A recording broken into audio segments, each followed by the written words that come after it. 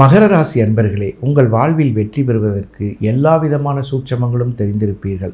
ஆடி மாதத்தில் 7ஆம் பார்வையாக கண்டிப்பாக உங்களுக்கு சந்திரனை பார்க்கின்றார்.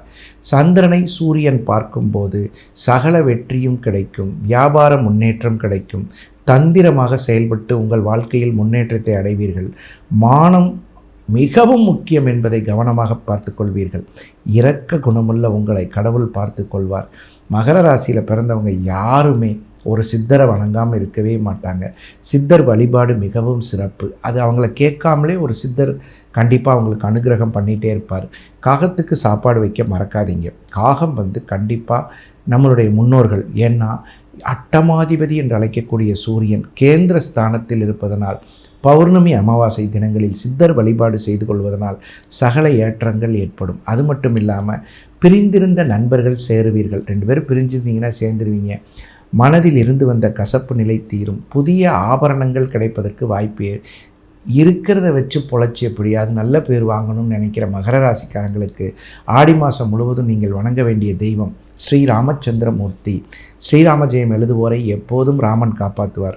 ஸோ ராமச்சந்திரமூர்த்திக்கு நல்ல விதமான பேர், புகழ், கௌரவம், அந்தஸ்தெல்லாம் கிடைக்கக்கூடிய அளவில் அவருடைய ஆசீர்வாதமும் அனுகிரகமும் உங்களுக்கு இருக்குது. ஆடி மாதம் முழுவதும் மகர ராசிக்கு வெற்றி பயணம். இப்போ இது வரைக்கும் பார்த்திங்கன்னா 12 ராசிக்கான ராசி பலன்களை பார்த்தோம்.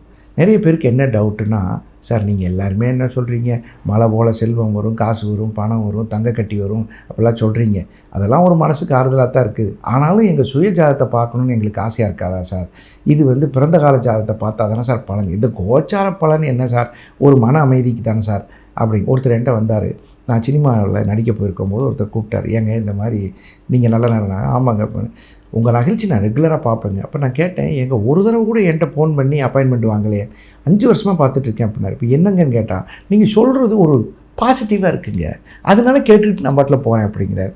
நான் சொன்னேன், அது ஒத்து வராதுங்க, உங்களுடைய சுய ஜாதத்தை பார்த்தா தாங்க. ஓ அப்படிங்களா, அப்போ இது பலன் வேலை செய்யாதா? செய்யும், அதோட பர்சன்டேஜ் கம்மி, அது ரொம்ப குறைவாக இருக்கும். சில பேர் அதை புரிஞ்சுக்காமல் அதை மட்டும் பார்ப்பாங்க. அதனால் என்னை பொறுத்தவரை சுயஜாதத்தை பாருங்கள். நம்ம சுகர் நாடி முறையில் ரொம்ப அருமையாக ஒருத்தருக்கு தேவையானதை தெளிவாக சொல்லும். என்னோடய ஜோதிடத்தில் ஒரு சின்ன அனுபவத்தை உங்கள்கிட்ட ஷேர் பண்ணிக்கிறேன். ஒரு பொண்ணு எம்பிபிஎஸ் கிடச்சிருச்சு. அந்த பொண்ணு வேண்டாங்குது. எனக்கு வேண்டாங்க, எங்கள் அம்மா அப்பாவுக்காக நான் படிச்சுட்டேன், நான் ஐஏஎஸ் தான் போவேன், ஒரு பிஇ படிக்குமா எம்பிபிஎஸ் படிக்குமா, இதை தெளிவாக சுகர் நாடி எடுத்து சொல்லுதுங்க. ஒரு பையனுக்கு 50 வயசு என்கிட்ட கொடுக்குறாங்க. கல்யாணம் ஆச்சா இல்லையான்னு சொல்லுங்கங்கிறாங்க. நான் சொன்னேன் ஆகலைன்னு சொல்கிறேன். ஏன் ஆகலைன்னு கேட்டால் இதுதான் காரணம்னு சொல்கிறேன். இன்றைக்கி எனக்கு தெரிஞ்ச வரைக்கும் என்னை பார்க்க வர்றவங்களில் 100 பேரில் 99 பேருக்கு ஜோசியம் தெரியுது. இது உண்மை, நான் சொல்கிறது நீங்களே தெரியும். ஏன்னா எல்லோரும் யூடியூப்பில் பார்க்குறாங்க. ஜோசியம் தெரிஞ்சும் ஏன் ஒரு ஜோசியரை பார்க்க போகணும்? தெளிவு, துல்லியம், அதுதான் காரணம்.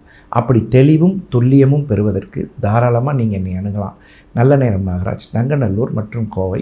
உங்களுக்கு ஏதாவது டவுட்ஸு, ஏதாவது ஒரு குழப்பம், ஏதாவது ஒரு கவலை இருந்ததுன்னா அந்த கீழே வாட்ஸ்அப்பில் இருக்கக்கூடிய அந்த நம்பருக்கு வாட்ஸ்அப் மெசேஜ் அனுப்புங்க, வாய்ஸ் மெசேஜ் போடுங்க, இல்லைன்னா ஃபோன் பண்ணி கூட பேசுங்க, ஒன்றும் தப்பு இல்லை.